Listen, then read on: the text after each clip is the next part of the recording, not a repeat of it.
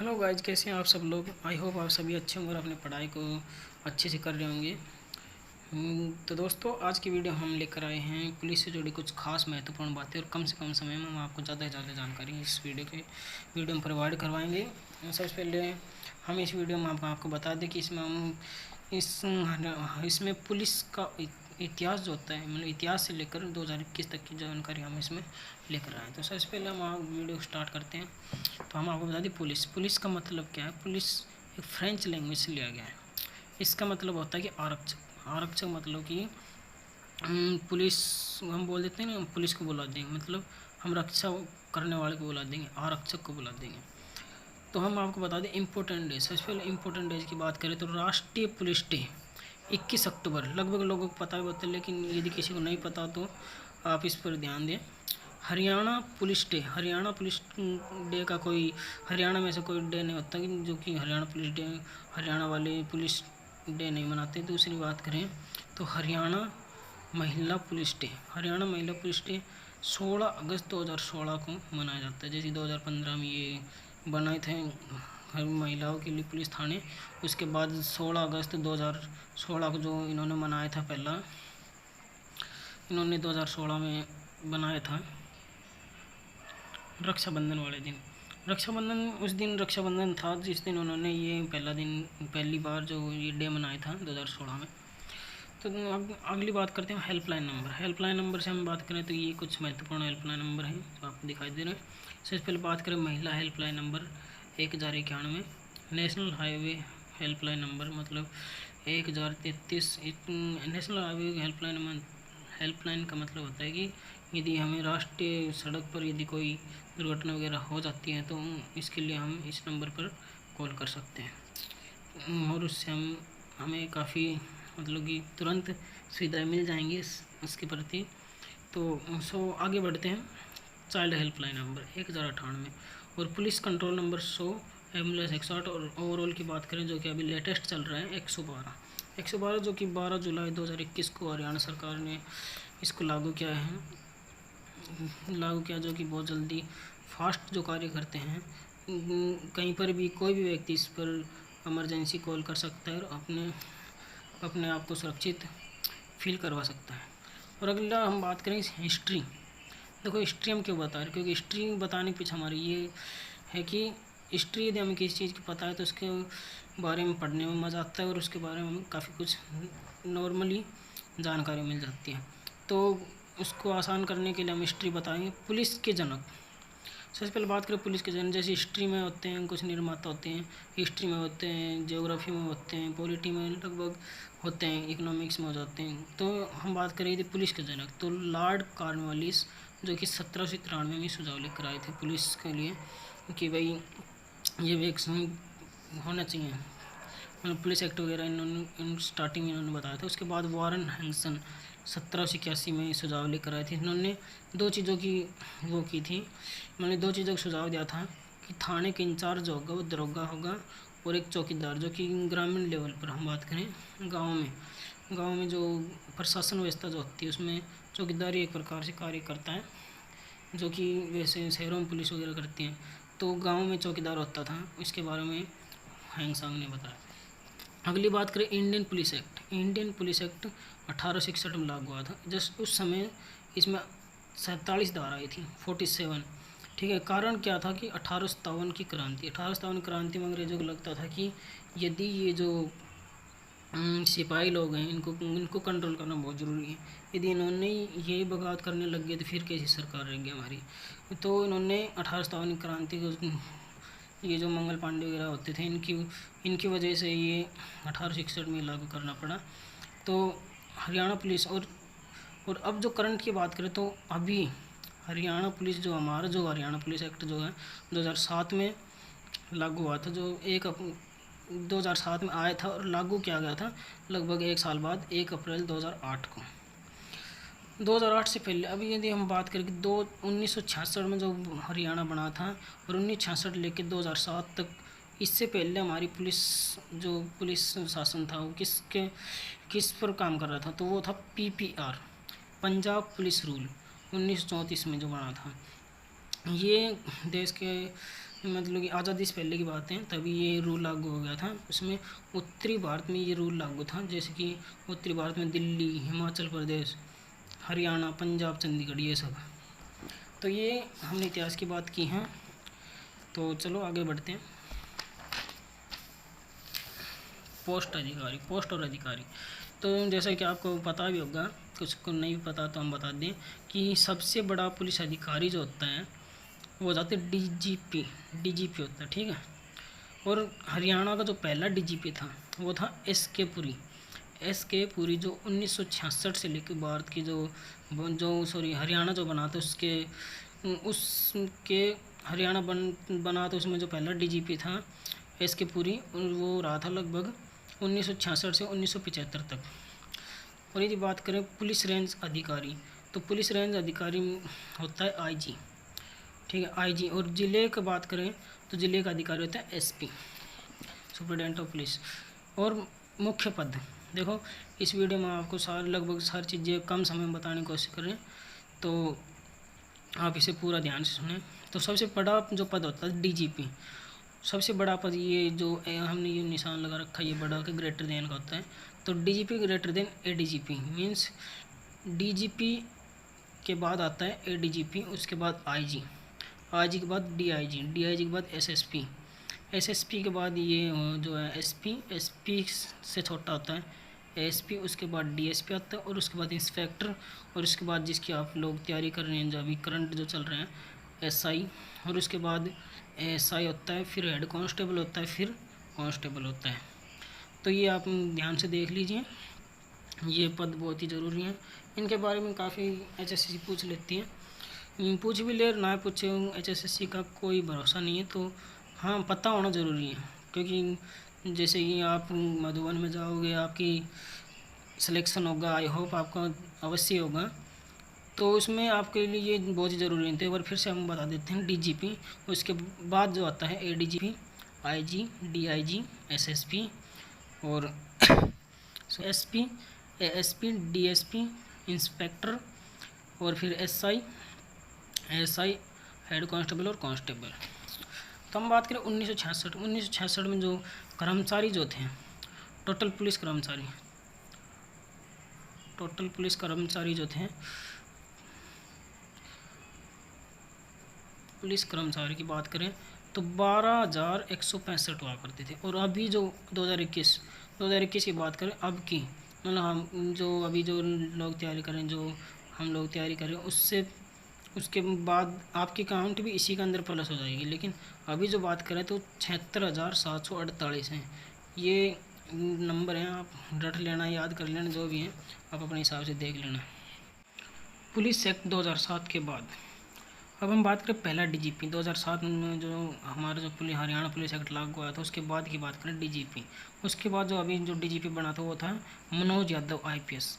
और उसके बाद जो अभी वर्ग की बात करें, या फिर दूसरा सेकंड, या फिर वर्तमान की बात करें तो आरसी मिश्रा, ये बने थे। फिर उसके बाद एडीजीपी बने। एडीजीपी की बात करें तो आलोक कुमार रॉय, ये थे। अब आगे बात करते हैं Haryana police headquarter. Haryana police headquarter कहाँ है? तो ये है पंचकुला में, सेक्टर 6 में, सेक्टर 6 में है हरियाणा का पुलिस हेडक्वार्टर। अब बात करें हरियाणा ट्रैफिक की। हरियाणा ट्रैफिक पुलिस हेडक्वार्टर, तो ये है करनाल में। देखो ये तो सबको पता होता है लगभग, लेकिन इसका जो ट्रैफिक पुलिस वाला है, इसका भी पता होना बहुत ज़रूरी है। तो ये है करनाल में। अब आगे बात करें हरियाणा ट्रैफिक पुलिस थाने। हरियाणा ट्रैफिक पुलिस थाने जो वो हैं 22 जिलों में 22 थाने की बात करें, ट्रैफिक पुलिस थाने, मतलब प्रत्येक ज़िले में एक मान लो। अगला बात करें इंडियन पुलिस हेडक्वार्टर। ये थोड़ा हरियाणा से अलग जा रहे हैं। इंडियन पुलिस मतलब सेंट्रल लेवल पर इंडियन पुलिस हेडक्वार्टर कहाँ है, इसका पता होना ज़रूरी है, क्योंकि ये जनरल नॉलेज में पूछ ले, जैसे कि हमें नोटिफिकेशन मिला है। तो ये है केरला में, मतलब केरल में हम बात करें तो। अगला बात करें हरियाणा पुलिस थाने, हरियाणा के पुरुष थाने, ये है 289। ये काउंट कर, ये जो गिनते हैं नंबर जो हैं, इनको याद रखना, ये आ सकते हैं एग्जाम में। हरियाणा महिला थाने, ये है 34। हरियाणा महिला थाने 34 हैं।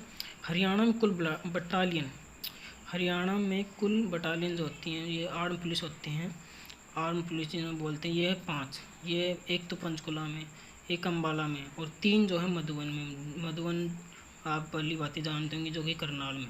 ठीक है, अब बात करें Haryana police training centre. Haryana police training centre ये टोटल 4 हैं। ये 4 हैं मधुबन में।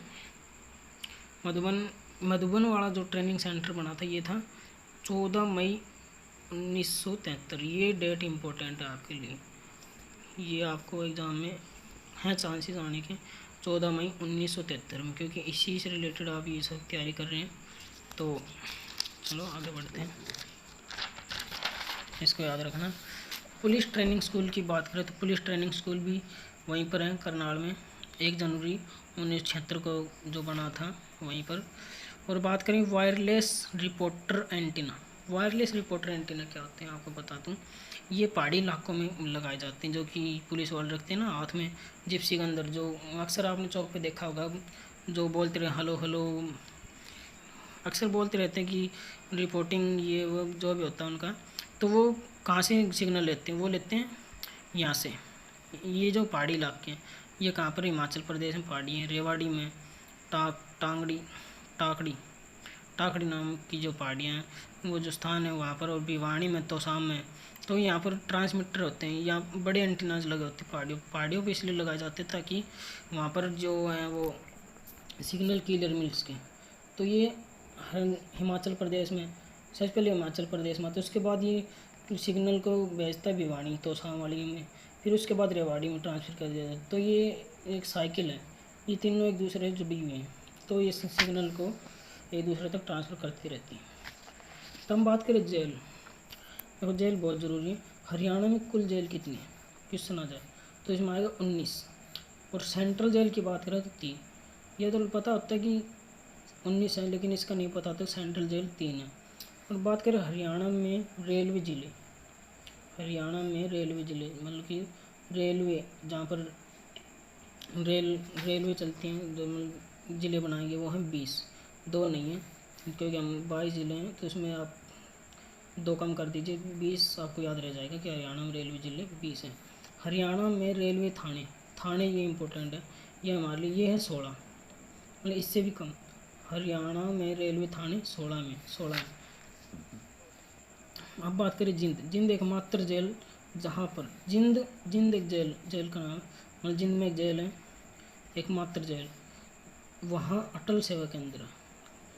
इस हम बात करें तो ये भारत में ये पहली जेल है जिसके अंदर अटल सेवा केंद्र भी हैं, मतलब कि जेल में भी ये सुविधाएं उपलब्ध करवा रही सरकार। तो अब हम बात करते हैं महिलाओं से रिलेटेड कुछ महत्वपूर्ण, मतलब ये भी क्वेश्चन पूछ सकता है, खासकर महिलाओं का एग्ज़ाम भी तो है, उसके लिए आप प्रिपेयर कर सकते हैं। तो हरियाणा में सबसे ज़्यादा महिलाएं थाने, सबसे बड़ी बात तो ये कि हरियाणा में ही सबसे ज़्यादा महिलाएं थाने। क्यों? क्योंकि हरियाणा में पुरुष प्रधान देश है, जैसे भारत पुरुष प्रधान देश है, तो हरियाणा में लिंग अनुपात भी इतना वो नहीं है।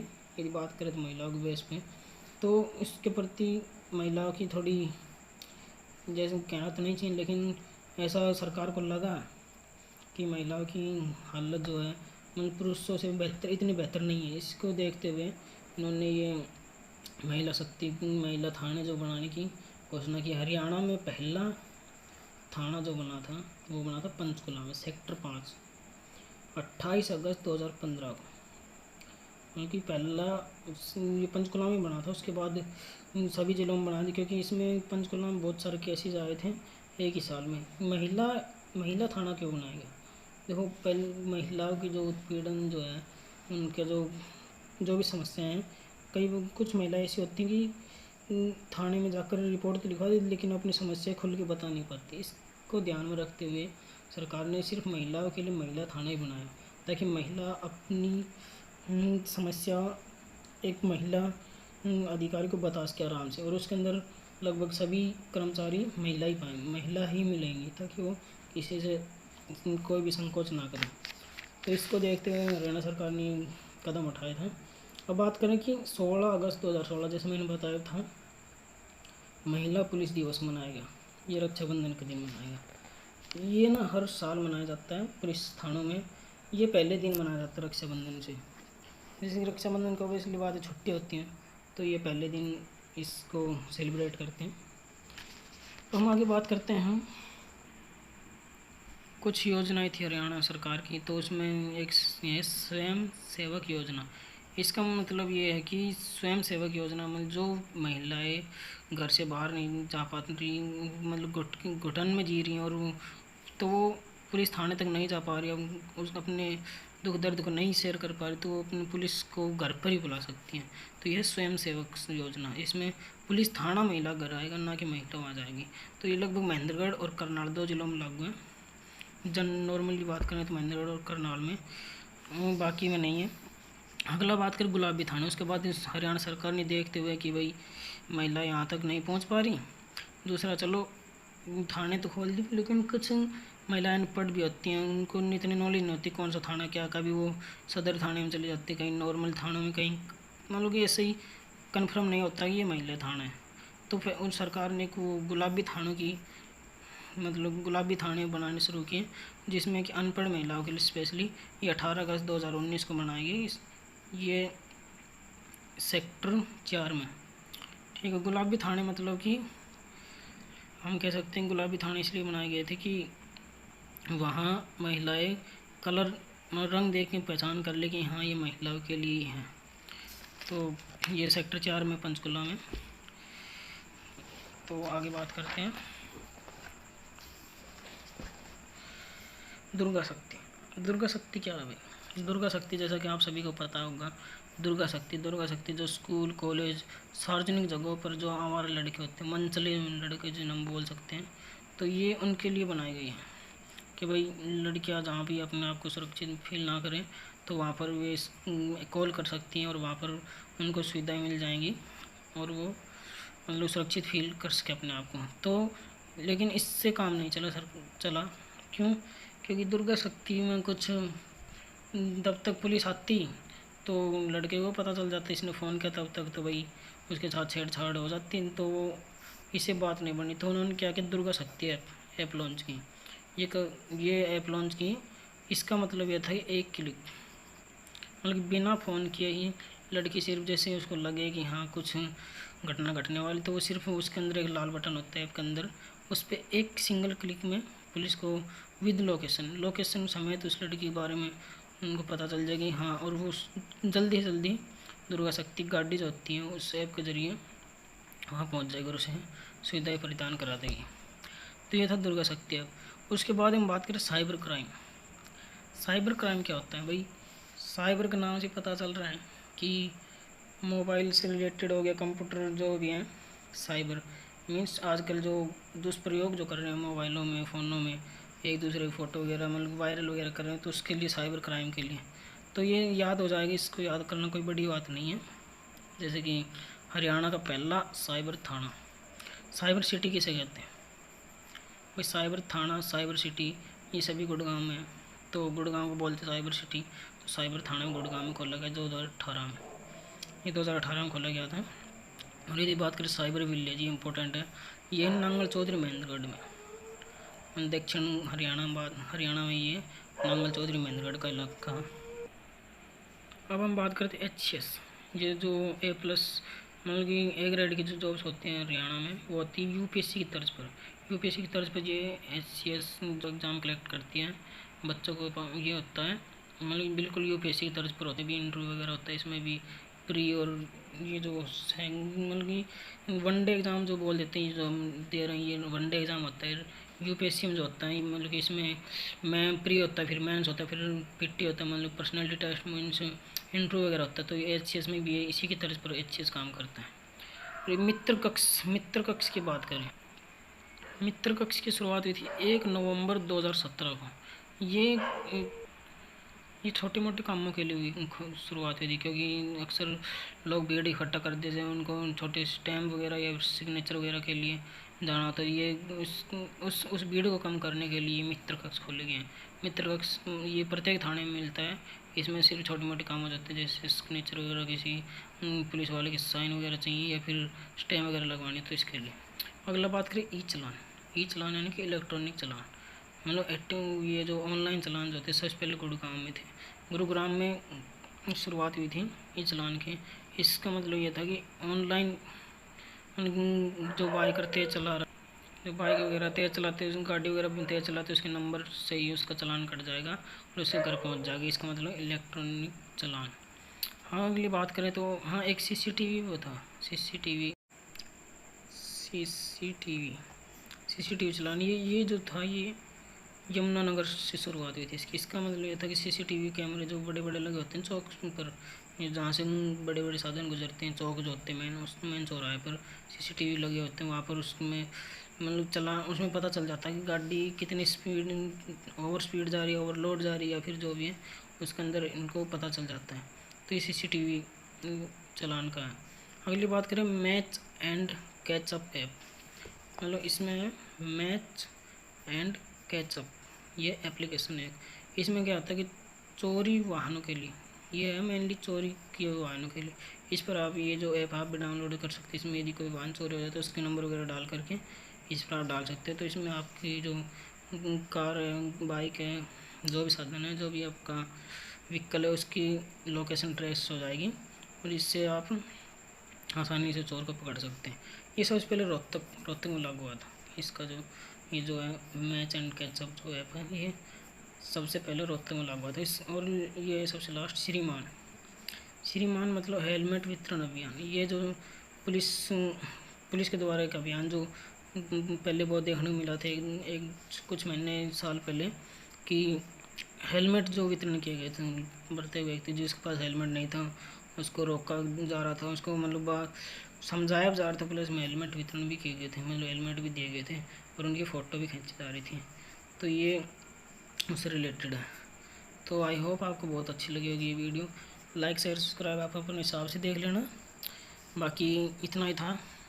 और यदि आपको इनसे रिलेटेड और कुछ डीप जानकारी चाहिए और आईपीसी वगैरह इनकी जानकारी चाहिए, या फिर कोई और जैसे कि ये इनकी फुल फॉर्म हो गया, इनके बारे में स्टार वगैरह कितने किसके कंधे पे क्या होता है, इसकी जानकारी चाहिए, जो भी XYZ जितना डीप हो सके, जितना डीप जितना ओपन चाहिए उतना ओपन आप कमेंट कर सकते हैं। उससे आपको और वीडियो मिल जाएंगी, लेकिन जो भी चाहिए जल्दी बताना क्योंकि हमारे पास टाइम नहीं है। सो बाय, थैंक यू।